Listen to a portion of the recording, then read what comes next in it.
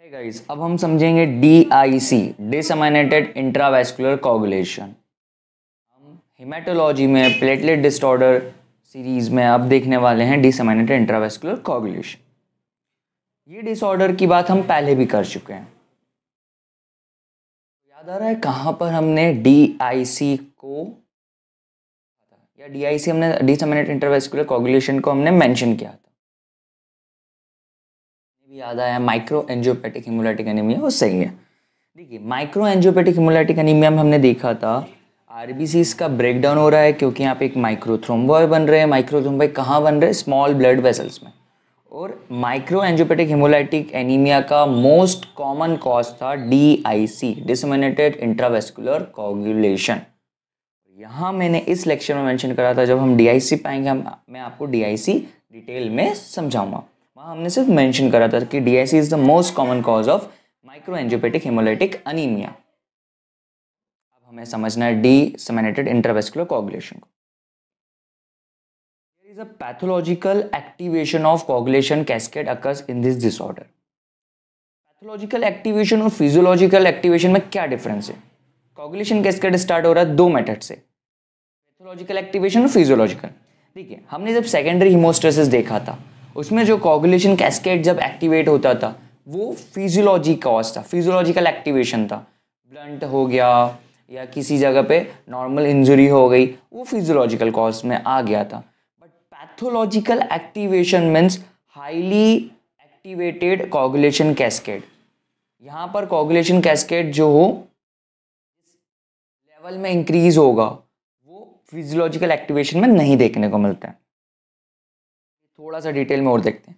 Pathological activation को मैंने और अच्छे से यहाँ पे पैथोजेनेसिस में मेंशन करा है। क्या लिखा है मैंने पैथोजेनेसिस में? पैथोजेनेसिस में मैंने मेंशन करा है कि कोगुलेशन कैस्केड के दो पाथवे, एक इंट्रिंसिक पाथवे, एक एक्सट्रिंसिक पाथवे, दोनों फाइनली एक्टिवेट होंगे तो किसी भी साइड पर एक थ्रोम्बॉय फॉर्म होगा। जब दोनों पाथवे बहुत ही ज़्यादा एक्टिवेटेड रहेंगे तो वाइड स्प्रेड थ्रोम्बॉय बनेंगे। हर जगह, हर छोटी मोटी ब्लड वेसल्स में, स्मॉल ब्लड वेसल्स में, लार्ज ब्लड वेसल्स में, हर जगह आपको थ्रोम्बॉय दिखेंगे क्योंकि कोगुलेशन कैस्केड जो है वो ज़्यादा एक्टिवेट हो रहा है। ज़्यादा क्यों एक्टिवेट हो रहा है? क्योंकि उसके ये कॉजेस है। देखिए, अगर हम देखें इंट्रिंसिक पाथवे कब एक्टिवेट होता है? इंट्रिंसिक पाथवे एक्टिवेट होता है जब एंडोथेलियल सेल्स की इंजुरी होती है। एंडोथेलियल सेल्स की इंजुरी के कॉजेस हमने बहुत सारे थ्रोम्बोसिस के लेक्चर में देखे थे। थ्रोम्बोसिस के लेक्चर की स्लाइड, उसमें हमने एंडोथेलियम इंजुरी के बहुत सारे कॉजेस यहाँ मेंशन करे थे, जिसकी वजह से एंडोथेलियम इंजुरी होने की वजह से थ्रोम्बोसिस होती है। ये आप थ्रोम्बोसिस के लेक्चर में, आने वाले लेक्चर में देखेंगे। ठीक है, अभी हमें यहाँ क्या समझना जरूरी है? हमें यहाँ समझना जरूरी है कि इंट्रिंसिक पाथवे एक्टिवेट हुआ एंडोथेलियल सेल इंजुरी की वजह से, और एंडोथेलियल इंजुरी की, सेल इंजुरी की यहाँ पे मैंने कुछ कॉजेस मेंशन करे, जैसे कि इन्फेक्शन हो गया, ऑब्स्ट्रिक कॉज है, कैंसर है। ओके, एक्सट्रिंसिक पाथवे को स्टिमुलेट करने के लिए होता है tissue factor. Tissue factor stimulate करता है एक्सट्रिंसिक पाथवे। फैक्टर नंबर 7 को एक्टिवेट करता है टिश्यू फैक्टर। टिश्यू फैक्टर कब रिलीज हो रहा है? जैसे सर्जरी है, बर्न से, ट्रॉमा, इन कंडीशंस में ये एक्टिवेट हो रहा है। अब आपको ये समझ आ गया है डिसअमाइनेटेड इंट्रावेस्कुलर कोगुलेशन में कोगुलेशन कैस्केड बहुत ही ज़्यादा एक्टिवेटेड फॉर्म में है, बहुत ही ज़्यादा एक्टिवेट हो रहा है क्योंकि इंट्रिंसिक और एक्सट्रिंसिक पाथवे एक्टिवेट हो रहे हैं, और वो एक्टिवेशन का कॉज है पैथोलॉजिकल। ओके, अब इसकी वजह से हमें बॉडी में कुछ प्रॉब्लम्स दिखेगी। सबसे पहली प्रॉब्लम्स में यहाँ पर समझते हैं। ठीक है, अगर किसी पर्सन में ब्लड वेसल है, ब्लड वेसल से ये ब्लड वेसल कहाँ जा रही है? वो किसी पर्सन के किसी ऑर्गन को सप्लाई कर रही है। ठीक है, अब इस ब्लड वेसल में बन गए हैं थ्रोम्बस। कहाँ बन गए? यहाँ पर थ्रोम्बस बन गए हैं। क्यों थ्रोम्बस बने? क्योंकि उसको DIC हो गया। अब यहाँ अगर थ्रोम्बॉय फॉर्म हो गया तो यहाँ से जो ब्लड पास हो रहा था वो आगे पास हो पाएगा ऑर्गन तक? नहीं हो पाएगा। जब ब्लड नहीं मिल रहा है तो इस कंडीशन को हम क्या बोलते हैं? इश्कीमिया। और अगर बात करें एंड ऑर्गन इश्कीमिया की, तो एंड ऑर्गन इश्कीमिया भी हो सकती है, जिसके वजह से ऑर्गन्स का नेक्रोसिस हो सकता है, ऑर्गन को ब्लड सप्लाई नहीं मिलेगा। तो हम यह समझ रहे हैं कि यहाँ इश्कीमिया हो जाएगा, ब्लड सप्लाई रुक जाएगा, इन्फेक्शन हो जाएगा। इसकी वजह से वहाँ जहाँ पर ब्लड पहुँचना चाहिए था वहाँ ब्लड नहीं पहुँचेगा। तो पहला कॉज मैंने यहाँ मेंशन करा है ischemia. Infarction occurs due to wide spread microthrombi. Microthrombi form हो रहे हैं वो एक ब्लड वेसल में फॉर्म नहीं हो रहे, बॉडी की बहुत सारी ब्लड वेसल्स में फॉर्म हो रहे हैं। जब बहुत सारी ब्लड वेसल्स में फॉर्म होंगे तो बहुत ही ज़्यादा इस्कीमिया और इन्फॉक्शन की कंडीशन बॉडी में प्रोड्यूस होगी। कंडीशन को हम क्या बोलते हैं? वाइड स्प्रेड माइक्रोथ्रोम्बी फॉर्म होने की कंडीशन को हम अगर स्मॉल ब्लड वेसल में देखा था उसको हम क्या बोलते थे? Micro angiopathic haemolytic anaemia. Simply बोल सकते हैं first cause of pathological activation of coagulation cascade is micro angiopathic haemolytic anaemia. Thrombi form हो गया है। अब अगर आरबीसी यहाँ से ब्लड चाहेगा आगे भी पास होने के लिए, जैसे आरबीसी है, यहाँ पे आरबीसी कैसे होते हैं? Spherical circular. अब वो इस थ्रोम्बॉय में से फॉर्म होंगे तो उनका स्पेरोसाइट्स बन जाएंगे, आरबीसी का शेप चेंज हो जाएगा, इसको हम हीमोलाइसिस बोलते थे। इसकी वजह से आरबीसी का काउंट भी कम हो जाता था। ये हमने already micro angiopathic haemolytic anaemia के लेक्चर में अच्छे से समझा है। ठीक है, अब हमें ये समझ आ गया कि फर्स्ट कॉज हमने देख लिया micro angiopathic haemolytic anaemia person में कॉज होगा। और क्या हो सकता है पर्सन में? अब देखिए, जब यहाँ पर थ्रोम्बॉय फॉर्म करना था तो बहुत सारी यहाँ पे प्लेटलेट यूज हुई है। पर्सन की बॉडी में क्या कम होगा? पर्सन की बॉडी में जो प्लेटलेट काउंट है वो डिक्रीज हो जाएगा। प्लेटलेट काउंट डिक्रीज होगा या नहीं होगा? प्लेटलेट काउंट डिक्रीज हो जाएगा। बहुत सारी प्लेटलेट्स इस माइक्रोथ्रोम्बॉय को फॉर्म होने में यूज हो जाएगी। कभी किसी पर्सन में ब्लंट हुआ, ट्रॉमा लगा, फिर ब्लीडिंग स्टार्ट हुई, तो क्या प्लेटलेट आके उस ब्लीडिंग को स्टॉप कर पाएगी? नहीं कर पाएगी, क्योंकि प्लेटलेट काउंट तो कम हो गया। इन पर्सन में हमें क्या देखने को मिलेगा? इन पर्सन में हमें देखने को मिलेगा ब्लीडिंग डिसऑर्डर, जो कि हम अच्छे से कवर करे हैं प्राइमरी हीमोस्टेसिस के डिसऑर्डर्स में, हमने ऑलरेडी बहुत अच्छे से देखा है। तो चलिए, यहाँ पर मैंने वही चीज़ मेंशन करी है, bleeding specially from the IV sites and the mucosal surfaces. Mucosal bleeding देखी थी हमने, कब देखी थी? थ्रोम्बोसाइटोपिनिया की कंडीशन में, जब प्लेटलेट काउंट कम हो जाते। क्यों होती है? Due to consumption of platelets in coagulation factors in the microthrombi formation. जो माइक्रोथ्रोम्बॉय फॉर्म हुआ है उसकी वजह से प्लेटलेट काउंट कम हो गया और पर्सन में ब्लीडिंग हो रही है, सब दिखेगी। एंड हमें यहाँ पे जब pathological activation of coagulation cascade हो रहा है तो हमें प्लाज्मीन का भी हाई अमाउंट में एक्टिवेशन देखने को मिलता है। सो हम क्या मेंशन करेंगे? Pathological activation of coagulation cascade की वजह से हमें क्या क्या प्रॉब्लम्स हो रही है? माइक्रो एंजियोपेटिक हिमोलाइटिक अनीमिया देखने को मिलता है पेशेंट में, ब्लीडिंग्स होती है, म्यूकोजल सरफेसेस, स्किन ब्लीडिंग, और प्लाज्मिन का एक्टिवेशन हो रहा है। हमें पता करना है डीआईसी का कॉज क्या है। हमने माइक्रो एंजियोपेटिक हिमोलाइटिक के कॉज में क्या लिखा था? माइक्रो एंजियोपेटिक हिमोलाइटिक एनीमिया का मोस्ट कॉमन कॉज था डीआईसी। अब ये डीआईसी भी किसी पर्सन में क्यों हो रहा है, क्यों पैथोलॉजिकल एक्टिवेशन हो रहा है? क्योंकि हमने यहाँ पे कुछ उसके पहले ही मेंशन कर दिए, बट हमें स्पेसिफिकली पता होना चाहिए ये line, it is almost always secondary to another disease process. Primarily ये किसी पेशेंट में डेवलप होता हुआ नहीं दिखेगा, it is almost always secondary to the another disease process. मैंने यहाँ पे बहुत सारी डिजीजेस मेंशन करी है। ये डिजीजेस किसी पर्सन में, किसी पेशेंट में आईसी कॉज करती है। हम इन डिजीज को देखते हैं। डिजीज को देखने के पहले मैं आपको यहाँ पे इसका और अच्छा नाम बताना चाहूँगा, थ्रोम्बो हेमोरेजिक डिसऑर्डर। क्यों हम डीआईसी को थ्रोम्बो हेमोरेजिक डिसऑर्डर बोल रहे हैं? क्योंकि इसमें थ्रोम्बस का फॉर्मेशन हो रहा है और ब्लीडिंग मतलब हेमोरेजिक, तो it is thrombo haemorrhagic disorder. कई बार एमसीक्यूज में ये ऑप्शन आता है तो बच्चे कंफ्यूज हो जाते हैं, बट हमें कंफ्यूजन नहीं रखना है। चलिए डिजीजेस देखते हैं।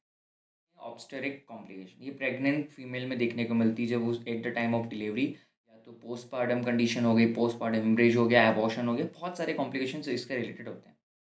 हमें इस पे नहीं जाना, हमें देखना है जब एमनियोटिक फ्लूइड है, एमनियोटिक फ्लूइड में प्रेजेंट होता है tissue thromboplastin, and tissue thromboplastin is present which activates कोagulation।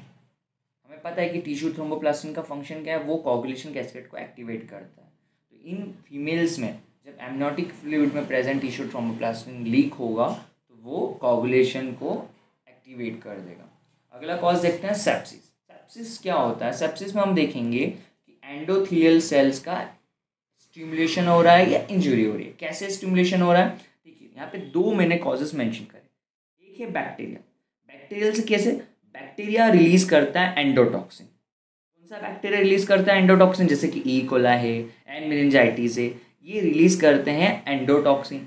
Endotoxin endothelial cells को स्टिमुलेट करता है। और कौन से फैक्टर एंडोथेलियल सेल्स को स्टिमुलेट करते हैं? जैसे कि साइटोकाइंस की बात करें, साइटोकाइंस में example tissue necrotic factor, interleukin 1, ये एंडोथेलियल सेल्स को स्टिमुलेट करेंगे और एंडोथेलियल सेल प्रोड्यूस करेगा टिश्यू फैक्टर्स। एंड हम जानते हैं कि टिश्यू फैक्टर किसको एक्टिवेट करता है, कौन से पाथवे को? इंट्रेंसिक या एक्सट्रेंसिक को? एक्सट्रेंसिक पाथवे को। एक्सट्रेंसिक पाथवे को क्यों? क्योंकि ये फैक्टर 7 को स्टिमुलेट करता है। ठीक है, ये मैं आपको इसी बॉक्स में यहाँ पर बता चुका हूँ ऑलरेडी। ठीक है, हम ये कॉजेज़ को क्यों देख रहे हैं? क्योंकि हमें समझना है कि इन कॉजेज़ की वजह से किसी पर्सन में DIC, डिसएमिनेटेड इंट्रावेस्कुलर कोगुलेशन हो सकता है। एडिनोकार्सिनोमा, एडिनोकार्सिनोमा कैसे कोगुलेशन हो रहा है? देखिए, जो एडिनोकार्सिनोमा सेल्स होते हैं वो म्यूसिन सिक्रीट करते हैं। हम जब एडिनोकार्सिनोमा, ल्यूकीमिया, WBC डिसऑर्डर, जब इसके लेक्चर्स देखेंगे उसमें मैंने वहाँ पर डिटेल में मेंशन करा है इसका कॉज। बस हमें यहाँ पे तो एक ओवरव्यू मेंशन करना है कौन कौन से कॉजेज़ की वजह से DIC हो सकता है। डिटेलिंग आपको उन लेक्चर्स में मिल जाएगी। So mucin secreted by the adenocarcinoma cells leads to the stimulation of high amount of coagulation cascade. Coagulation cascade बहुत सारा एक्टिवेटेड हो जाएगा। एक्यूट प्रोमाइलिटिक ल्यूकीमिया, ये अनदर कॉज है। एक्यूट प्रोमाइलिटिक ल्यूकीमिया में क्या हो रहा है? इसमें प्राइमरी ग्रेन्यूल्स जो है वो कुछ फैक्टर्स रिलीज कर रहे हैं जिसकी वजह से कोगुलेशन कैस्केड स्टार्ट होता है। आपने एक्यूट माइलॉइड ल्यूकीमिया जो हमने WBC पैथोलॉजी देखा था, वाइट ब्लड सेल पैथोलॉजी में हमने अच्छे से इसको समझा था। जिन्होंने नहीं देखा है फिर भी मैं यहाँ समझा देता हूँ। देखिए, हमने देखा था कि इमैच्योर ब्लास्ट सेल्स थे, वो बहुत सारे प्राइमरी ग्रेन्यूल्स को रिलीज़ करते थे जिसकी वजह से पर्सन में DIC कॉज होता था, फाइनली डेथ होती थी। इससे ज़्यादा हम डिटेली यहाँ नहीं समझेंगे। अगर आपको ये समझना है तो आप एक्यूट माइलॉइड ल्यूकीमिया का लेक्चर आप देख लीजिएगा। चलिए, तो वैसे ही यहाँ पे ये हमने कॉज मेंशन करा। Then Ratle snake bite. Rattlesnake bites में क्या होता है? ये बहुत ही ज़्यादा पॉइजनस स्नैक्स होते हैं। जो इनका वेनम होता है उसकी वजह से किसी पर्सन की बॉडी में बहुत ही ज़्यादा लेवल में कोगुलेशन कैस्केड एक्टिवेट हो सकता है। एंड फाइनली मैंने यहाँ मेंशन करा सर्जरी, बर्न्स एंड कैंसर। अब हमें ये समझ आ गया, हमने बहुत सारी यहाँ पे डिजीजेस को देख लिया जिसकी वजह से DIC कॉज हो सकता है। अब हमें किसी पर्सन में एक्यूरेटली लेफ्ट फाइंडिंग्स करना है और लेफ्ट फाइंडिंग के बेसिस पे उसको कंफर्म करना है डायग्नोसिस को। देखिए, लेफ्ट फाइंडिंग में हमने देखने को मिलता है प्लेटलेट काउंट डिक्रीज हो गया। ये तो हमने बहुत पहले ही समझ लिया था यहाँ पर जब हमने ये देखा था। प्लेटलेट काउंट इन पर्सन में कम हो जाएगा जिसकी वजह से जो ब्लीडिंग टाइम होगा वो बढ़ जाएगा। ब्लीडिंग डिसऑर्डर हो गया इनको। तो इन पर्सन्स में प्लेटलेट काउंट क्यों कम हुआ? क्योंकि बहुत सारी प्लेटलेट्स यूज़ हो गई माइक्रोथ्रोम्बोई फॉर्म करने में, जिसकी वजह से अब इन पर्सन में जो ब्लीडिंग टाइम है वो इंक्रीज हो जाएगा। फाइब्रिनोजन का लेवल इन पर्सन की बॉडी में कम हो जाएगा, डिक्रीज हो जाएगा फाइब्रिनोजन कंसंट्रेशन, क्योंकि बहुत सारा फाइब्रिनोजन यूज़ हो जाएगा माइक्रोथ्रोम्बोई फॉर्म करने में। ओके, अब हम इनमें प्रोथ्रोम्बिन टाइम और पार्शियल थ्रोम्बोप्लास्टिन टाइम टेस्ट करते हैं। इस टेस्ट पे हमें पता चलता है कि दोनों टाइम इंक्रीज हो गए। अब आप अच्छी तरीके से जानते हैं कि ये दोनों टाइम क्यों इंक्रीज हुआ है, क्योंकि कोगुलेशन कैस्केड के फैक्टर्स खत्म हो जाते हैं। क्यों खत्म हो जाते हैं? क्योंकि बहुत सारा कोगुलेशन कैस्केड एक्टिवेट हो रहा है, बहुत सारा माइक्रोथ्रोम्बोई फॉर्म हो रहे हैं। तो एक टाइम के बाद बॉडी में कोगुलेशन कैस्केड के फैक्टर्स की भी डिफिशिएंसी हो जाएगी, और कोगुलेशन कैस्केड के फैक्टर की अगर डिफिशिएंसी हुई तो प्रोथ्रोम्बिन टाइम और पार्शियल थ्रोम्बोटाइड दोनों बढ़ जाएंगे। यहाँ से हम थोड़ा सा पीछे चलेंगे। कहाँ चलेंगे? हम चलेंगे माइक्रो एंजियोपेटिक हिमोलाइटिक अनीमिया के लेक्चर में। वहाँ हम क्यों चलेंगे? क्योंकि वहाँ पे मैं आपको इस लेफ्ट फाइंडिंग से कंपेयर करवाऊंगा TTP एंड HUS। मैं आपको इन लेक्चर्स पे क्यों लेके आया हूँ? क्योंकि मुझे आपके कुछ MCQs सही करवाने हैं। कुछ MCQs किस रिलेटेड? इस टॉपिक के रिलेटेड आपके MCQs मुझे सही करवाने। कैसे? देखिए, माइक्रो एंजियोपेटिक हिमोलाइटिक के हमने कॉजेज में क्या देखा? DIC, TTP एंड HUS, thrombotic thrombocytopenic purpura haemolytic uraemic syndrome. इन सभी तीनों डिसऑर्डर में क्या हो रहा है पर्सन की बॉडी में? Micro angiopathic haemolytic anaemia. अब हमें इन तीनों डिसऑर्डर को डिफरेंशिएट करना है। किस बेसिस पे हम डिफरेंशिएट करेंगे? लेफ्ट फाइंडिंग के बेसिस पे करेंगे। लेफ्ट फाइंडिंग की बेसिस पे हम अगर डिफरेंशिएट करते हैं तो हम देखना चाहेंगे कि जो thrombotic thrombocytopenic purpura and haemolytic uraemic syndrome की हमने जब लेफ्ट फाइंडिंग देखी थी, उस लेफ्ट फाइंडिंग में हमने क्या मेंशन करा था? उस लेफ्ट फाइंडिंग में हमने मेंशन करा था कि इन पर्सन्स में नॉर्मल पीटी और पीटीटी लेवल थे। थ्रोम्बिन टाइम और पार्शियल थ्रोम्बोप्लास्टिन टाइम दोनों ही टेस्ट नॉर्मल आए थे, क्योंकि यहाँ पर कोगुलेशन कैस्केड एक्टिवेट नहीं हुआ था। समझ पा रहे हैं आप? यहाँ पर कोगुलेशन कैस्केड एक्टिवेट नहीं हुआ है। और जब हम DIC को देखते हैं, डिसएमिनेटेड इंट्रावेस्कुलर कोगुलेशन, यहाँ तो कोगुलेशन कैस्केड बहुत ही ज़्यादा एक्टिवेट हो रहा है। यहाँ पीटीटी टाइम और पीटी टाइम इंक्रीज हो गए। जब अगर आपको क्वेश्चन में मेंशन करा होगा left finding, for example question में मेंशन करा है कि पर्सन में माइक्रो एंजियोपेटिक हेमोलाइटिक अनीमिया है, तो आपके माइंड में 3-4 चीज़ें आएगी। देखो, इस पर्सन को डिसएमिनेटेड इंट्रावेस्कुलर कोगुलेशन भी हो सकता है, उसकी वजह से माइक्रो एंजियोपेटिक हेमोलाइटिक एनीमिया हो सकता है, या इस पर्सन में थ्रोम्बोटिक थ्रोम्बोसाइटोपेनिक पर्प्यूरा की वजह से माइक्रो एंजियोपेटिक हेमोलाइटिक एनीमिया हो सकता है, या इस पर्सन में HUS हीमोलाइटिक यूरेमिक सिंड्रोम की वजह से माइक्रो एंजियोपेटिक हेमोलाइटिक एनीमिया हो सकता है। But the second thing examiner ने मेंशन करी उस क्वेश्चन में कि पर्सन में हमें जब प्रोथ्रोम्बिन टाइम और पार्शियल थ्रोम्बोप्लास्टिन टाइम देखा तो वो इंक्रीज है। आपके 2 ऑप्शंस एलिमिनेट हो जाएंगे। कौन सा ऑप्शन? थ्रोम्बोटिक थ्रोम्बोसाइटोपेनिक पर्प्यूरा और हीमोलाइटिक यूरेमिक सिंड्रोम वाले, क्योंकि वहां तो लेफ्ट फाइंडिंग में पीटी और पीटीटी नॉर्मल थे। तो आप फिर टिक करने वाले हो DIC को। लेफ्ट फाइंडिंग में 4th पॉइंट देखेंगे, माइक्रो एंजियोपेटिक हेमोलाइटिक एनीमिया। वो तो हमको पता ही है, माइक्रो एंजियोपेटिक हेमोलाइटिक एनीमिया का मोस्ट कॉमन कॉज है DIC। हिस्टियोसाइट्स दिखते हैं हमें जब हम पेरिफेरल ब्लड स्पीयर पे देखेंगे, माइक्रोस्कोप से हम देखेंगे तो RBC का स्टेप कैसा हो गया है, स्पीरोसाइट की तरह। देखिए, हिस्टियोसाइट्स की तरह देखिए, हिस्टियोसाइट इस तरीके से RBC हमको दिखते हैं स्लाइड में। And finally most important test, D dimer test. अभी डी डाइमर टेस्ट क्या है? आपने बहुत सारी पैथोलॉजिकल रिपोर्ट्स किसी पर्सन्स में देखा होगा, उनमें डी डाइमर लेवल भी चेक करा जाता है। डी डाइमर क्या होता है? देखिए, जब ये कोगुलेशन कैस्केड स्टार्ट हुआ, बहुत सारे माइक्रोथ्रोम्बॉय यहाँ पर जिसे फॉर्म हो गए। अब एक टाइम आएगा जब ये इस माइक्रोथ्रोम्बॉय का जो फॉर्म हुआ है उसका डिसोल्यूशन होगा। जब ये माइक्रोथ्रोम्बॉय थ्रोम्बस का डिसोल्यूशन होगा, यानी कि यहाँ पे जो फाइब्रिन था प्रेजेंट, उसको हमें ब्रेक करना होगा। ठीक है ना? एक टाइम के बाद हम क्या चाहेंगे कि कोगुलेशन कैस्केड हमारी बॉडी में खत्म हो जाए, ताकि यहाँ से ब्लड आगे बढ़े, इस ऑर्गन को अच्छे से मिले। क्या चाहेंगे? इस थ्रोम्बॉय को खत्म करना है यहाँ से। जैसे ही माइक्रोथ्रोम्बॉय डिसॉल्व होगा, जब यहाँ पे फाइब्रिन बहुत ही यहाँ पे permanent plug, strong plug form करता है। जब हमने सेकेंडरी हीमोस्टेसिस के लेक्चर में देखा था, हमने बात करी थी कि फाइब्रिनोजन कहाँ था, प्राइमरी हीमोस्टेसिस के उसमें। मैं आपको बता देता हूँ, वो भी हमने देखा था। फाइब्रिनोजन, प्राइमरी हीमोस्टेसिस में फाइब्रिनोजन बनता है और उसकी वीक प्लग फॉर्म करता है। एंड फाइनली स्ट्रॉन्ग प्लग कब फॉर्म होता था? जब फाइब्रिन आता था, जो कि सेकेंडरी हीमोस्टेसिस की बात थी। तो मेरा यहाँ पे मतलब ये है कि जो फाइब्रिन, जिसने स्ट्रॉन्ग प्लग यहाँ पे फॉर्म करा था, उसको अब हमें क्या करना है? डिसॉल्व करना है। हमने ये प्रोसेस में भी देखा था, क्लॉट रिजॉर्प्शन, जिसमें इस तरीके से फाइब्रिनोलाइसिस होके क्लॉट का रिजॉर्प्शन होता था। क्लॉट रिजॉर्प्शन प्रोसेस में क्या होता है? फाइब्रिन का डिग्रेडेशन होता है। जब फाइब्रिन डिग्रेड होता है तो फिर यहाँ से फाइब्रिन डिग्रेडेड प्रोडक्ट को हम कहते हैं डी डाइमर। बहुत सारा अगर फाइब्रिन डिग्रेड होगा तो बहुत सारा डी डाइमर प्रेजेंट होगा। कहाँ प्रेजेंट होगा? ब्लड में।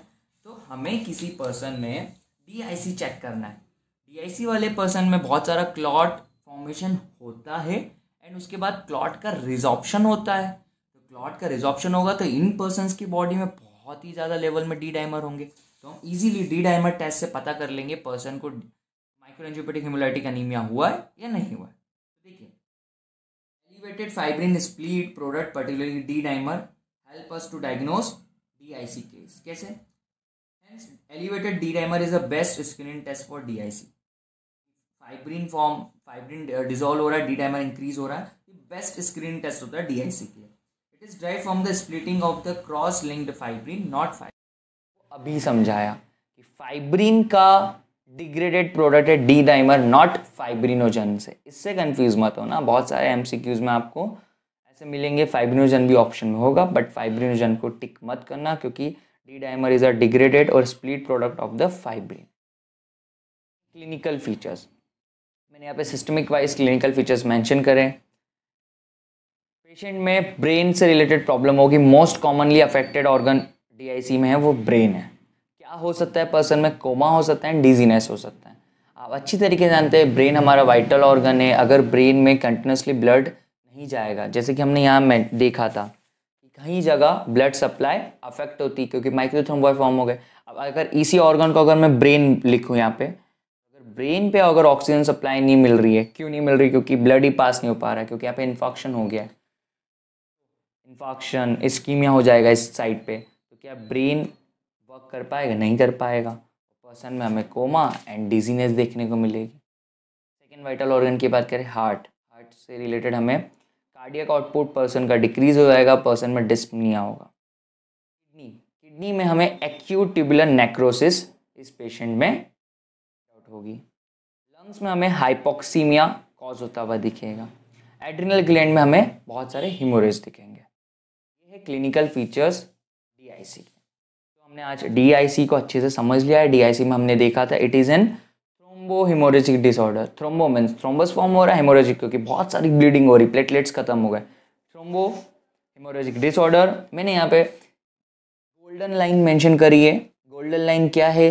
It is almost always secondary to the another disease process. और कौन कौन सी डिजीज मैंने यहाँ मेंशन करी है? Obstetric complication, sepsis, adenocarcinoma, acute promyelocytic leukaemia, rattle snake bite and surgery burn cancer. इनकी वजह से पर्सन में हमें DIC कॉज होता हुआ दिखेगा। लेफ्ट फाइंडिंग्स में हमने सभी चीज़ों को डिक्रीज होता हुआ देखा है, जैसे कि प्लेटलेट काउंट डिक्रीज हो गया, फाइब्रिनोजन डिक्रीज हो गया। प्लेटलेट काउंट अगर डिक्रीज होता है तो ब्लीडिंग टाइम और इंक्रीज होता है obviously. T and PTT time increase हो जाएगा पर्सन में, क्योंकि यहाँ पे कोगुलेशन कैस्केड के फैक्टर्स यूज हो रहे हैं और उनका लेवल बॉडी में डिक्रीज हो रहा है। And finally D dimer test को हमने समझा।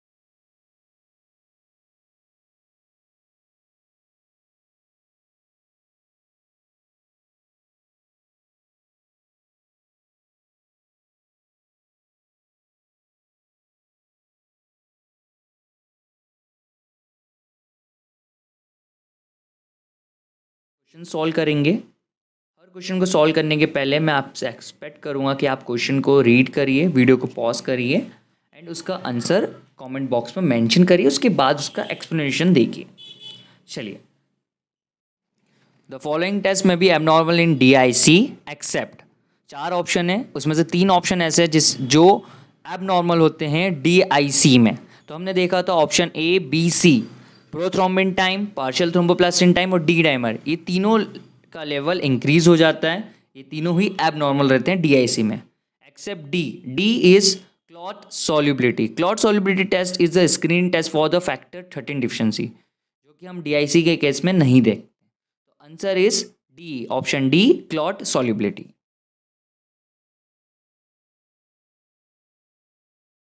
Thrombotic event is seen in all of the following except। First option है पैरोक्सिसमल नॉक्चुरियल हीमोग्लोबिन्यूरिया, यहाँ हमने देखा था थ्रोम्बोटिक इवेंट। डिसएमिनेटेड इंट्रावेस्कुलर कोगुलेशन, हाँ इस डिजीज में भी हमने थ्रोम्बोसिस देखा है। ऑप्शन 3 C, इडियोपैथिक थ्रोम्बोसाइटोपेनिक पर्प्यूरा, इस डिसऑर्डर में हमने थ्रोम्बोसिस नहीं देखा है, यहाँ पर प्लेटलेट का डिस्ट्रक्शन होता है, थ्रोम्बोसाइटोपिनिया होता है।